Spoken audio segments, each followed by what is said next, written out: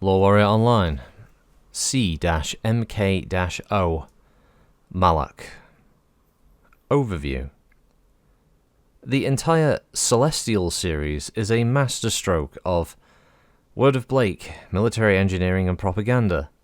The Blakists had previously been seen as lacking in ominmech development since the floundering of the Grand Crusader Omni project, so it came as a complete shock to many observers to see not one, but 6 new designs emerging with similar core elements and a distinctive supernatural flair?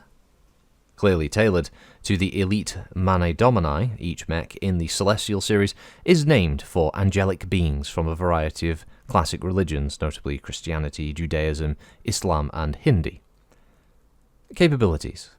The lightest of the Celestials at 30 tons, the Malak, which is Arabic for angel, is a dedicated recon unit, fast and well armoured, using an endosteel chassis, light fusion engine, a small cockpit, an extra light gyro, and light ferrofibrous armour.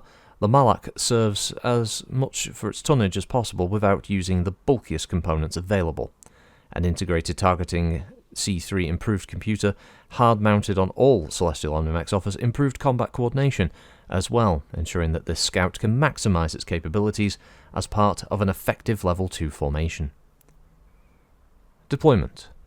Since their 3069 debut on Terra, the Celestial Omnimechs have appeared, gradually increasing in numbers and configuration among the ranks of the most Word of Blake elite cadres, especially the cybernetically enhanced Shadow Division forces, for whom these machines may have been intended.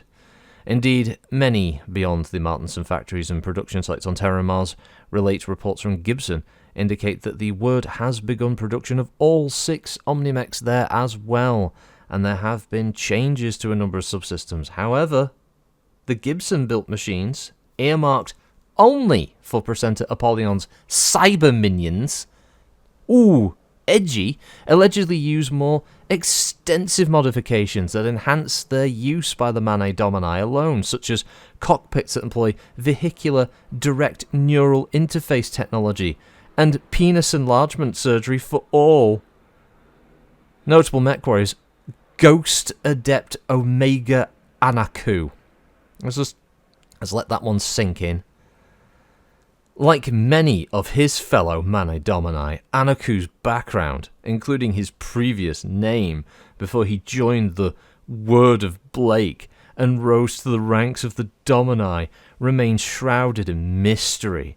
First observed on Blakist propaganda vids out of Terra, where he appeared as part of the 51st Shadow Division. That's right, not even the first. His right eye sensory implant and accelerated prosthetics marked him as a one-time foot trooper specialized for reconnaissance. A more recent vehicular direct neural interface, or VDNI implant, however, has enabled him to virtually fuse his skills and instincts as a trained scout with the electronic suites of his Malak communists. As a result, he's become a superb tracker for the ongoing counterinsurgency effort on Terra, where he's been credited with the reclamation of no fewer than 400 rebel operatives. Ooh, isn't he so cool? Fuck off. So yeah, the Malak, it's 30 tons. Its chassis is the Celestial Series Mark 1E. Its power plant is the Death Hess 210 Light Fusion. Cruise speed of 75 kph, max speed of 118 kph with no jump jets. Its armour is the Divine Shield Light Ferrofibrous. It has 9.5 ton of pod space available, and it's manufactured on Gibson for its Federated Battlemechs and Martinson armaments, primarily on Gibson and Terra. Communication system is the Master's Voice Cell Alpha with C3 improved, and its targeting and tracking is the Master's Sight 1 Omega. Now, I will tell you something about the Master's Voice Cell Alpha with C3 improved computer system. It's a load of garbage. It's a load of gobbledygook that's been put together to sell it as something great. But in reality, it's basically a updated version of Microsoft SAM. It's literally what it is. The Word of Blake, they just cut as much as they could. They went cheap, and they made something that they just dressed up as being a lot better. Yes, it has a smoother, feminine voice now that sounds a lot more pleasing, soothing to the ears when it responds. It always calls the pilot master, of course, and it's just designed. It's just an ego booster, but really, the communication system is terrible. It doesn't have the multi-channel functionality as most systems do, and I'll tell you this for nothing, it can easily be spoofed. That's one of the biggest problems. And that's why there are so many rebel operatives still running around on Terra from Comstar, because they know how terrible that system is, and the number of times that they will cut in, they will be able to track and listen in on exactly what these pilots of these Mani Domini are doing all at the same time, and they can interject their own communication systems inside to sow chaos amongst their forces. Their patrols have no idea what they're doing most of the time, because there's Comstar operatives always redirecting them, sending them in the wrong direction, and they still haven't figured out it's because of how crap this master's voice system is that they came up with. Anyway, stats. It has a walk of 7 and a run of 11, 20 overall heat dissipation from 10 double heat sinks. It has 9 armor on the head, 14 on the CT with 4 on the rear, 11 on the right and left torso with 3 on the rear, and 10 on the arms and 13 on the legs. It has no fixed equipment in the head or the CT. It has obviously its built-in engine and such there. Its primary configuration is also known as Invictus. They've all got names. It has a flamer in the right arm, a light PPC in the right torso, ammo for the SRM in the right torso with case, a retractable blade in the left arm, a SRM-2 in the left torso, and finally an ER medium in the head. The Dominus A variant is 3 light machine guns in the right arm with its array system there, with 100 rounds of ammunition. It has case as well, and an ER small laser in the right torso, and a flamer in the right torso.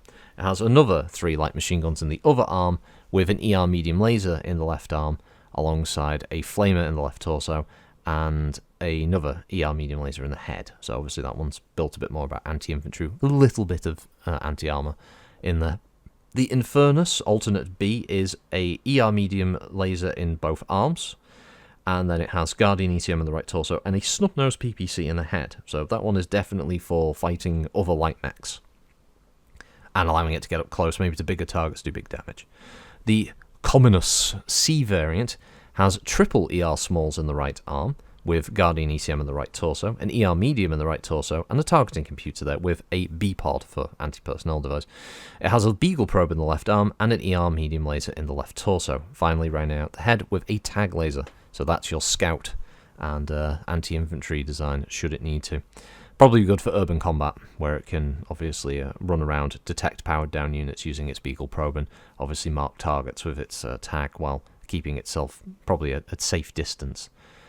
The Luminous D configuration is a light PPC in the right arm and in the left arm, has an ER medium laser in the right arm and left arm, and it has an ER small laser in the left torso and right torso. Finally, has an ER small in the head as well. So all energy loadout, probably good for obviously deep insurgency operations behind enemy lines. Light PPCs don't generate too much heat, but have decent range and the capability of being able to hit targets while they stay on the move, with obviously the mediums and the smalls being for anything that gets too close, or if they're jumping up on a target that might not be aware of their presence.